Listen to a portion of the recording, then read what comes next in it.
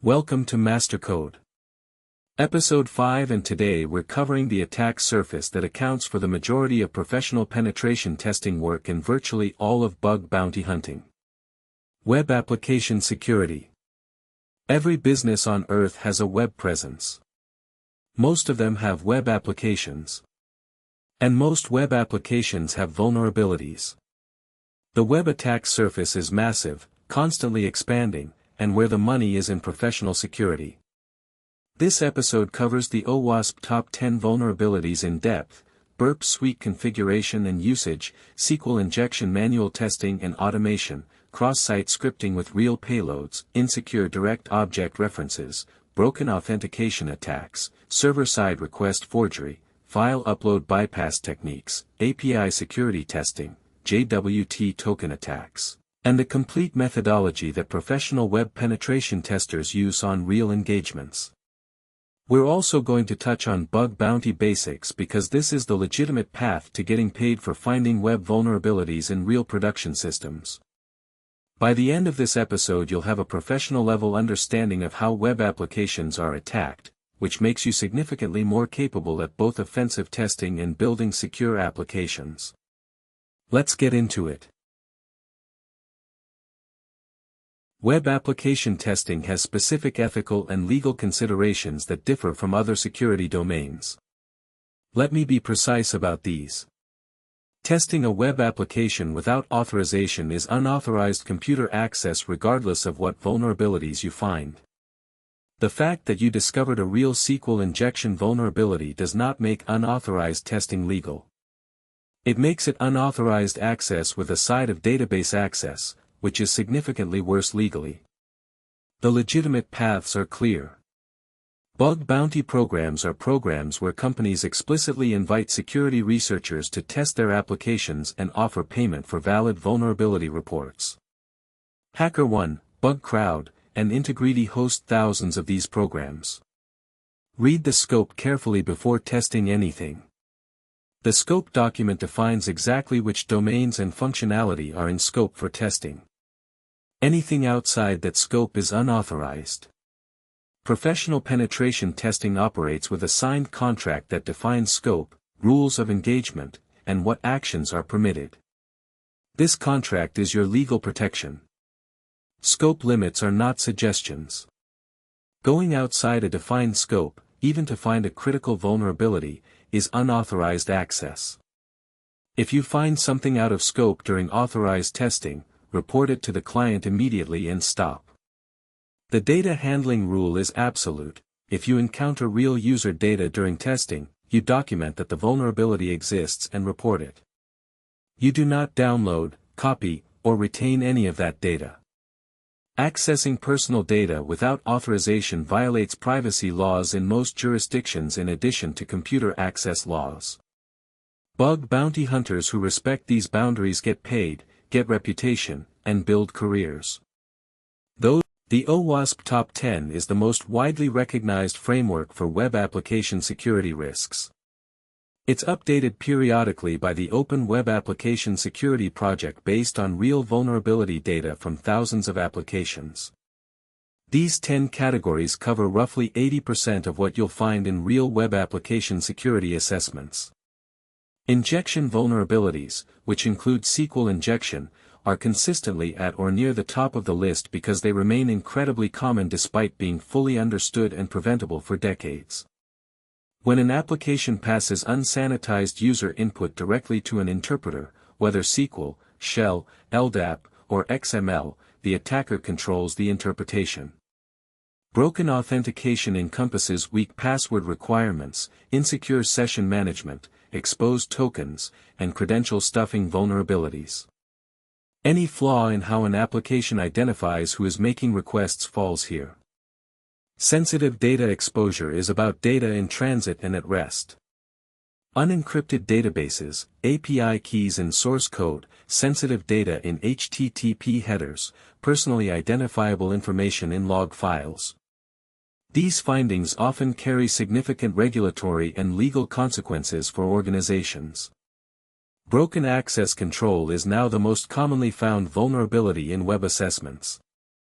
Users accessing other users' data, regular users accessing admin functions, accounts accessing functionality that should be restricted to their role. Security misconfiguration is the most reliably found category: default credentials, directory listing enabled, verbose error messages with stack traces, unnecessary services running. These are the low-hanging fruit in every assessment. Understanding these categories at a conceptual level gives you a mental framework for systematic. Burp Suite is to web application security what Kali Linux is to penetration testing in general. It's the industry standard. Understanding Burp well is non-negotiable for professional web security work. Let me walk through what it actually gives you. The proxy is Burp's foundational feature. Every HTTP and HTTPS request between your browser and the target application passes through Burp's proxy. You can see every request in full detail: headers, cookies, post body, everything. More importantly, you can intercept requests, modify anything you want, and then forward the modified request to the server. This intercept capability is what makes manual injection testing precise and efficient. The repeater is where most of your manual testing happens. When you find an interesting request in the proxy history, you send it to repeater. In repeater you can modify any part of the request and resend it instantly. Test different payloads, different header values, different parameter values. Each test is one click. The response shows immediately. This workflow is dramatically faster than trying to reproduce the same requests through browser interaction. The intruder performs automated fuzzing by substituting payloads from lists into any part of a request. Use it for password brute forcing, parameter fuzzing, username enumeration, and injection testing. The Community Edition limits the speed of intruder, but it's still functional for learning. Burp Pro's Active Scanner automatically tests for hundreds of vulnerability types. If you're doing professional work, Burp Pro is worth the investment. The scanner catches things that manual testing misses simply because of scale. Setting up Burp Suite for the first time takes about 15 minutes and is absolutely worth doing properly. Let me walk you through each step. Burp Suite comes pre-installed in Kali Linux. Launch it from the application menu under Web Application Analysis or run Burp Suite in a terminal. The first launch generates your temporary project. For learning purposes the temporary project is fine. Burp starts with its proxy listener on localhost port 8080 by default. You need to configure your browser to route all traffic through this address. In Firefox, go to Preferences, search for Network, and click Connection Settings. Select Manual Proxy Configuration and enter 127.0.0.1 as the host with 8080 as the port. Check the box to use this proxy for HTTPS as well. HTTPS traffic without the CA certificate installation will show as certificate errors. To fix this, with your browser proxy configured, navigate to http://burp. This is a special URL that Burp serves for configuration. Download the CA certificate from there. Then in Firefox go to Preferences, search for Certificates, and import the downloaded cert. Mark it as trusted for identifying websites. After this, HTTPS traffic decrypts cleanly in Burp. The Foxy Proxy Firefox extension makes switching between proxy configurations fast. Install it, create a Burp profile pointing to localhost 8080, and toggle proxy on and off with one click rather than navigating through browser settings every time. Now with Intercept enabled in Burp's Proxy tab, browse your target application. Every click generates requests that appear in Burp's history. SQL injection is the vulnerability that has destroyed more companies and leaked more data than almost anything else in web security. It's also completely preventable, which makes every instance you find during authorized testing particularly impactful. Let me walk through the testing methodology. Manual detection starts with breaking the SQL syntax. A single quote character is the classic first test. Append it to any parameter and observe the response.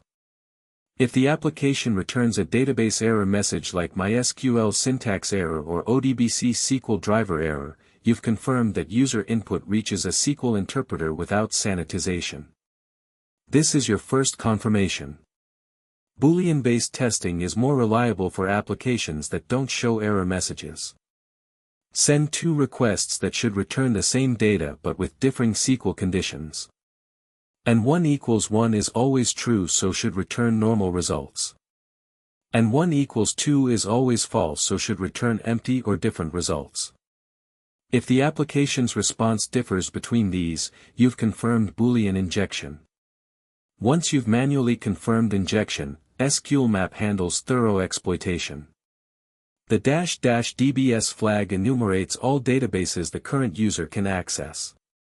Once you know the database names, target specific tables with the D and T flags and dump their contents with --dump. The --os-shell option attempts to get OS-level command execution if the database user has the file privilege and the database server has write access to the web root. This is a complete takeover path from SQL injection. Always confirm the vulnerability manually before running SQLMap. This builds your understanding and avoids triggering WAF rate limits with automated scanning.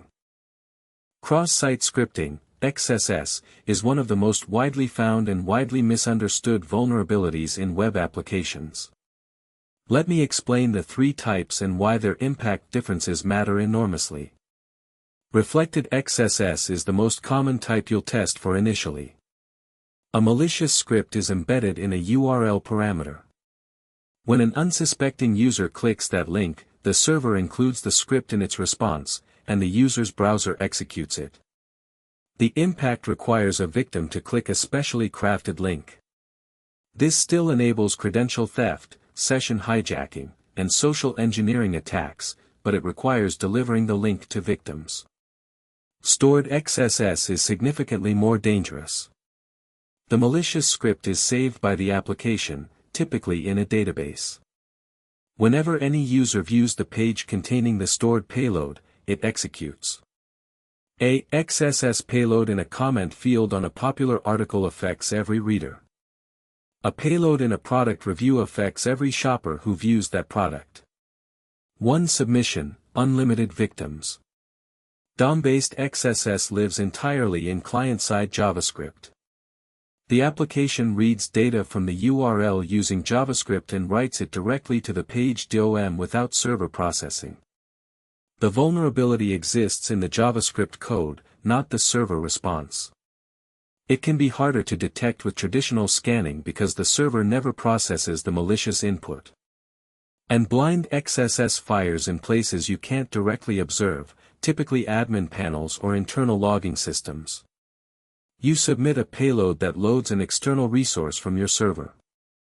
When an administrator reviews your submission, the payload fires in their browser and your server receives the callback with their session information.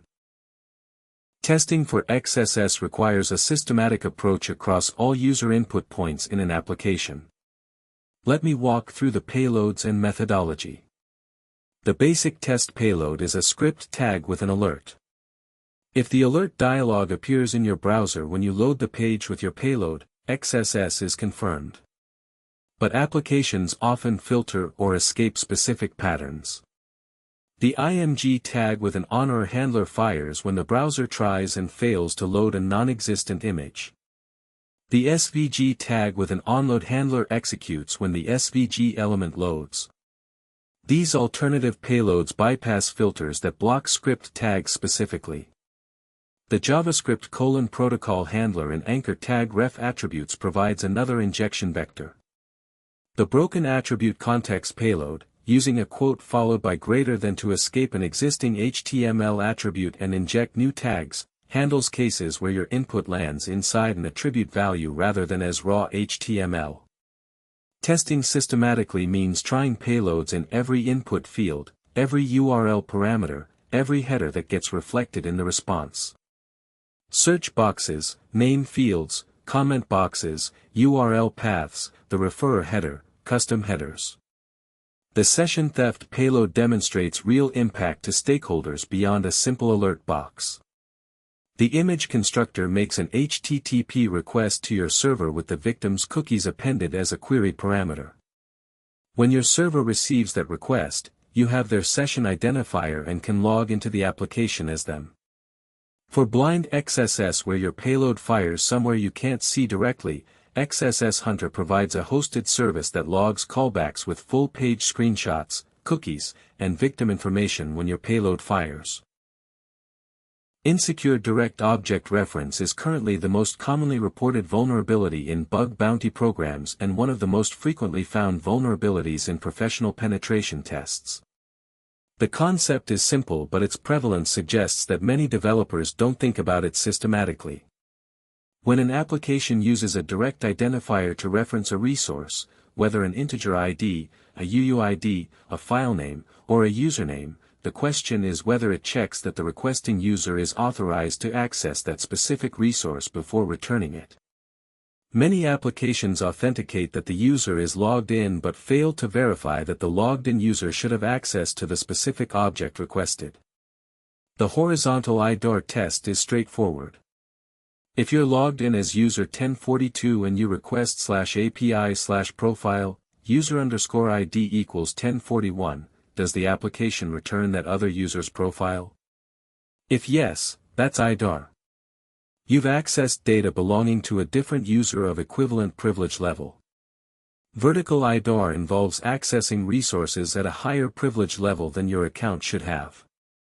Requesting admin endpoints as a regular user, accessing administrative configuration pages, or modifying other user settings. Test this by observing what parameters are used in requests for your own resources and systematically changing them to values that might correspond to other users or administrative objects. Burp Intruder automates this testing. Set the object identifier as the injection point. Use a number range from 1 to 10,000 as your payload.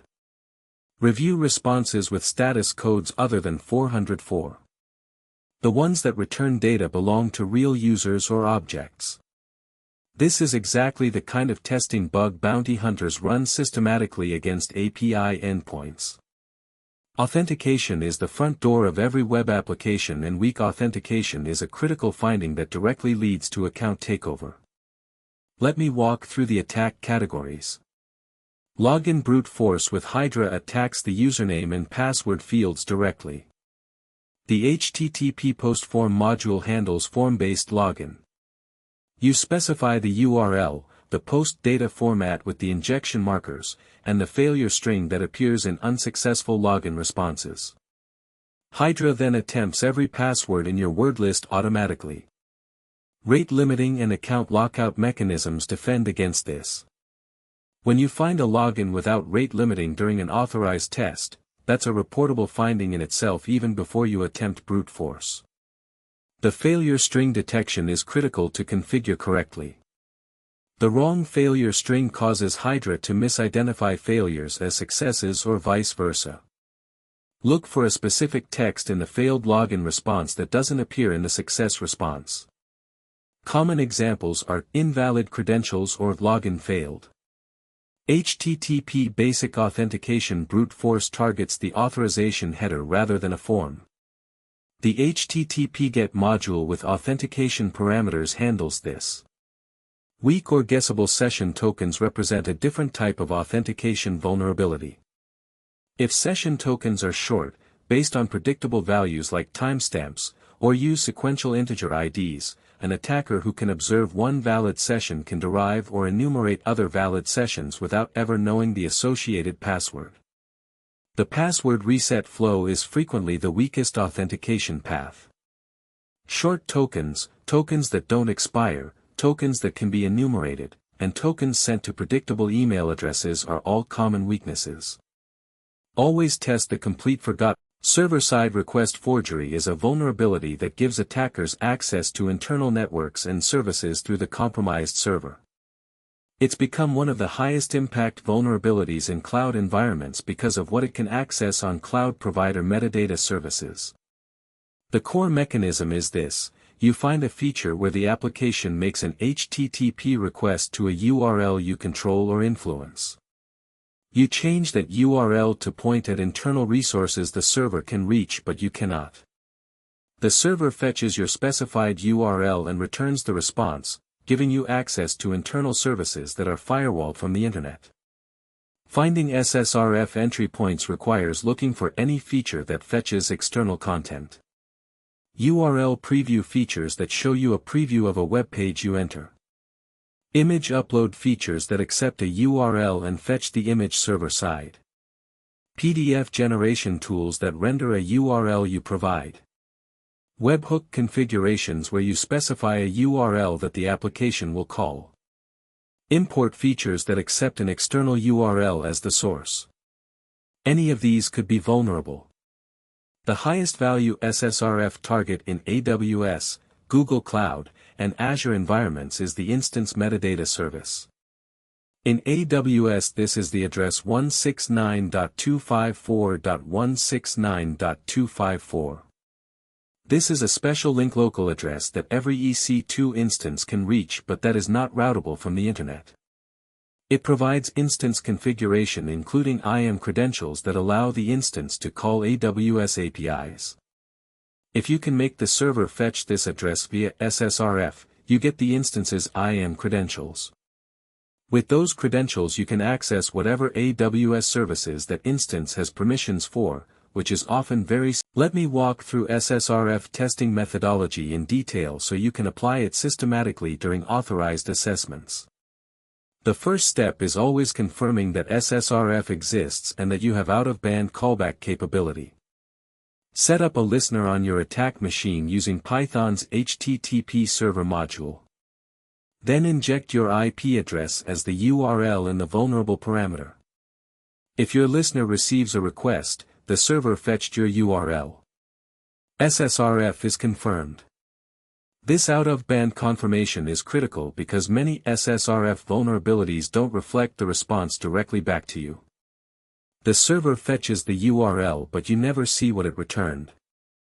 This is called blind SSRF. Burp Collaborator in the Pro version and the free Interact tool both provide hosted servers for receiving callbacks from blind SSRF scenarios.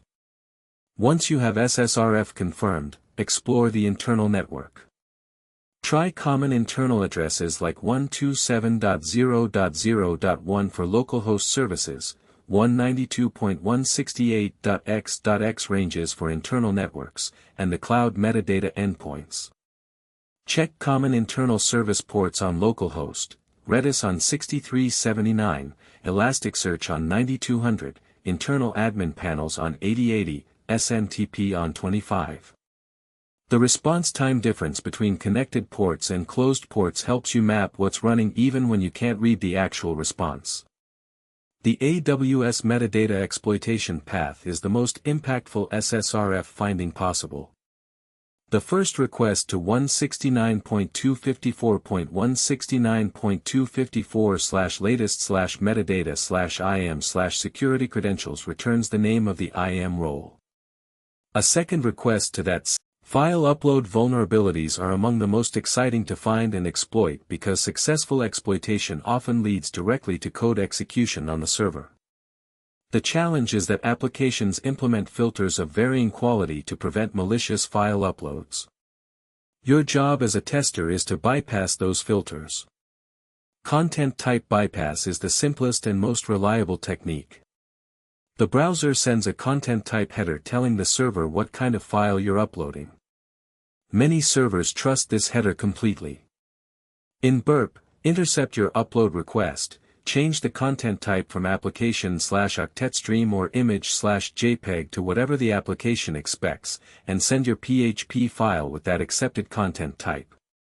The server sees the content type it wants and accepts the file.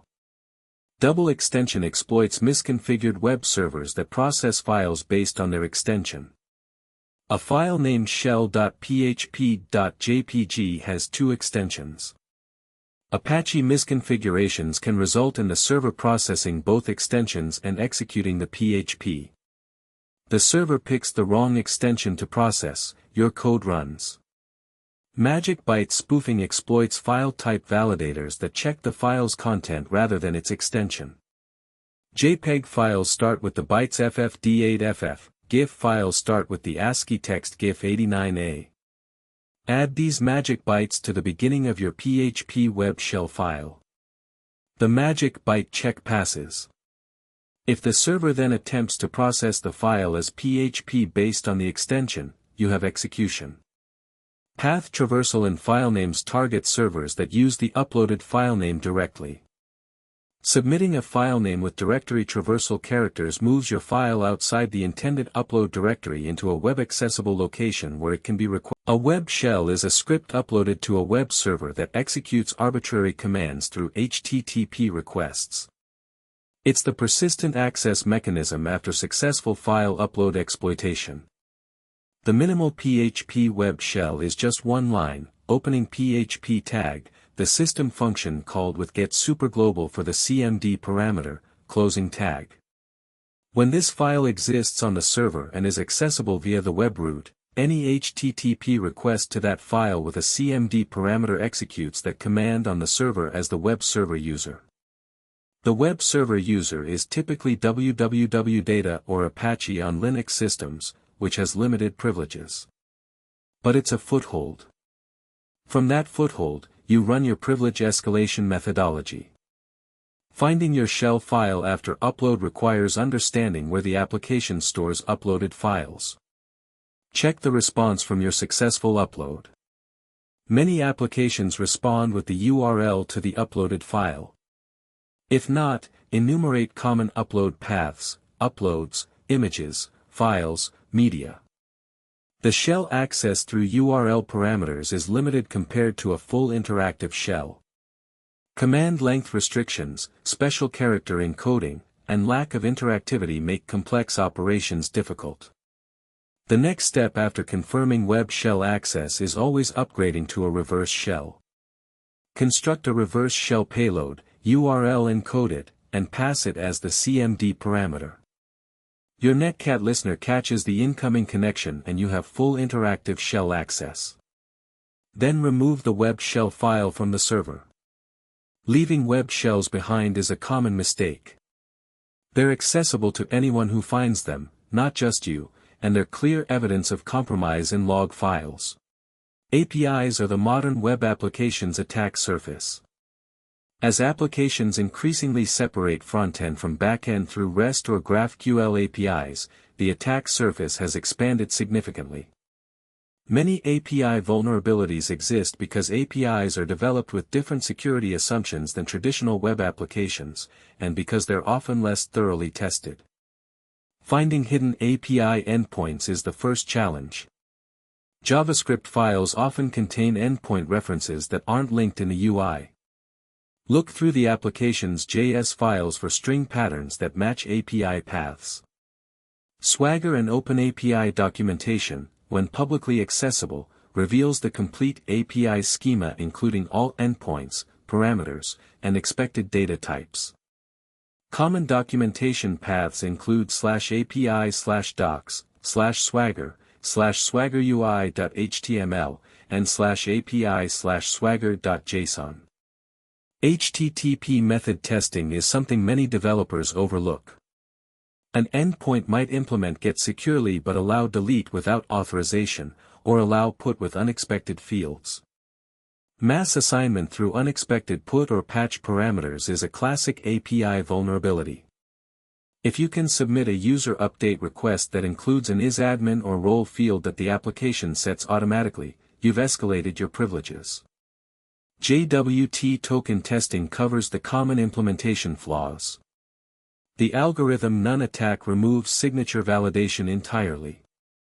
The HS256 to RS256 confusion attack substitutes a public key as the HMAC secret.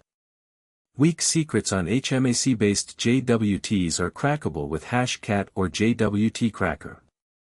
GraphQL introspection reveals the complete scheme. JWT, JSON Web Token, is the most widely used token format for API authentication, and it has several implementation flaws that are consistently found in real applications. Let me explain the structure and the attacks. A JWT consists of 3 base 64 encoded sections separated by dots, the header, the payload, and the signature. The header declares the algorithm used for signing. The payload contains the claims, which are the user information and metadata the application trusts. The signature proves that the header and payload weren't modified. The algorithm none attack exploits applications that accept JWTs without validating the signature when the algorithm is set to none. Modify the header to set alg to none. Modify the payload to give yourself admin privileges or change the user identifier. Remove the signature portion while keeping the trailing dot. Submit this token. If the application accepts it, you can impersonate any user or elevate your own privileges with no valid signature. This is a complete authentication bypass. Secret cracking attacks target HS256 and HS512 tokens that use a weak HMAC secret. The signature is computed using your server's secret key and the header and payload. If the secret is weak or appears in common word lists, you can crack it. With the known secret you can sign your own tokens with arbitrary payloads. Hashcat with mode 16500 handles JWT cracking efficiently. Algorithm confusion attacks exploit implementations that accept different algorithms than the one used to sign the token. Libraries with poor algorithm validation can be tricked into using a public key as an HMAC secret, allowing you to forge tokens signed with. Professional web penetration testing is not random clicking on applications hoping to find something. It's a systematic methodology that ensures consistent coverage and produces professional deliverables. Let me describe the process that working professionals use. Reconnaissance before touching the application gives you critical context. Discover all subdomains using tools like Subfinder and Amass. Identify the technology stack using web and browser developer tools. Map all known URLs using Wayback Machine Archives through GAO or Waybackrels. Check for exposed Git repositories, configuration files, and backup files. Understand what you're testing before you start testing it. Mapping the application comes next. Browser through every feature the application has. Use Burp's built-in crawl functionality to systematically discover endpoints. Review every HTTP request that appears in the proxy history. Understand the data flow, what goes in, what comes back, where does the application make decisions. Systematic vulnerability testing then applies each relevant test to each relevant feature. Injection testing on every parameter that reaches a backend system. Access control testing on every function that restricts access. Authentication testing on every login and session management function. Output encoding testing on every location where user input appears in responses. This systematic coverage is what separates professional assessments from lucky finds. Exploitation proves the vulnerability with minimum necessary steps and maximum documentation. Screenshot everything. Record every step. Clean exploitation that proves impact without causing damage. And reporting trend. Let me give you an honest tool comparison for web application security so you can make informed decisions about which tool to reach for in different situations. Burp Suite is the professional standard for manual web application testing. The Proxy intercept gives you complete visibility into application traffic. The repeater makes iterative testing fast and efficient. The target sitemap builds as you browse and gives you a structural view of the application. For professional work or serious bug bounty hunting, Burp is the right choice. The Community Edition is free and covers everything you need for learning. Burp Pro adds the Active Scanner, collaborator for blind vulnerability testing, and removes intruder rate limiting. It's expensive but worth it for professional use. OWASP SAP is the free and open source alternative. It includes a built-in active scanner that Burp community lacks, making it valuable for automated scanning tasks. ZAP integrates well into CI/CD pipelines for automated security testing on each build. The community is smaller than Burp's but active. The interface is less intuitive but fully capable. SQLMap is unmatched for SQL injection. Once you've manually confirmed injection, SQLMap's database fingerprinting, data extraction, and privilege escalation automation handles the exploitation phase more thoroughly than any manual approach. It supports all major database systems and dozens of injection techniques. Nikto performs quick automated checks for common web server misconfigurations, outdated software, and exposed sensitive files. It's noisy and not suitable for stealthy tests, but for comprehensive coverage of known issues it's fast. Use all of these tools together, matching each to what it does best. Your web reconnaissance toolkit needs to cover several distinct areas. Technology identification, directory and file enumeration, subdomain discovery, parameter discovery, and vulnerability scanning. Let me walk through the tools and commands. What web identifies web technologies from HTTP responses and HTML content? The aggressive flag makes it send additional probes for more detailed fingerprinting. The output tells you web server, framework, CMS, JavaScript libraries, and sometimes version information. ffuf detects web application firewalls. Knowing a WAF is present changes your testing approach. Certain payloads get blocked and you need WAF bypass techniques. ffuf is your fastest fuzzer. The fuzz placeholder in the URL gets replaced with word list entries. The FS flag filters responses by size, which removes the catch-all 404 responses that have consistent sizes. For subdomain fuzzing, replace the subdomain portion with fuzz and use a subdomain-specific word list. Gobuster is the alternative to ffuf with different scanning modes and output options. The X flag adds file extensions to each word list entry, finding PHP, HTML, and text files alongside directories. Nikto checks for known web server vulnerabilities, outdated software versions, configuration issues, and exposed sensitive files. It generates significant noise and logs, so only use it in authorized engagements. SQLMap with the forms flag automatically discovers and tests all HTML form parameters on the target page. The batch flag answers all interactive prompts automatically. Nuclei tests for bug bounty programs are the legitimate, legal path to getting paid for finding security vulnerabilities in real production applications. Let me give you the practical information you need to get started effectively. The major platforms are HackerOne, BugCrowd, and Integrity. Each has thousands of programs ranging from startup applications to Fortune 500 companies. Registration is free. HackerOne has the largest selection and the most transparent reputation system. Your HackerOne signal score is a public indicator of your report quality. BugCrowd has excellent community events and managed programs.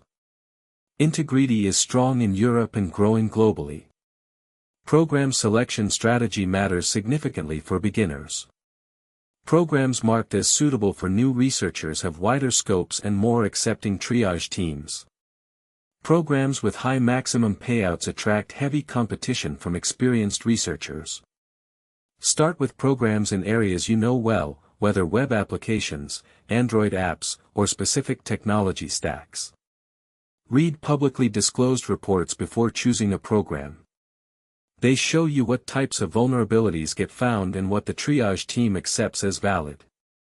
Report quality is what determines whether you get paid and what your reputation becomes. A finding submitted with a clear title, reproduction steps that anyone can follow, a specific and accurate impact statement, and a suggested remediation will be triaged quickly and positively. A vague report with unclear steps gets rejected or delayed indefinitely. The best learning resource for bug bounty is public disclosures. HackerOne makes many resolved reports public after the fix is deployed. Read 100 of these. Study the vulnerability, the reproduction steps, and how the reporter describes. Understanding how these attacks work gives you valuable context for building and evaluating defenses. Let me give you the defensive perspective on what we've covered. SQL injection is completely preventable through parameterized queries, also called prepared statements.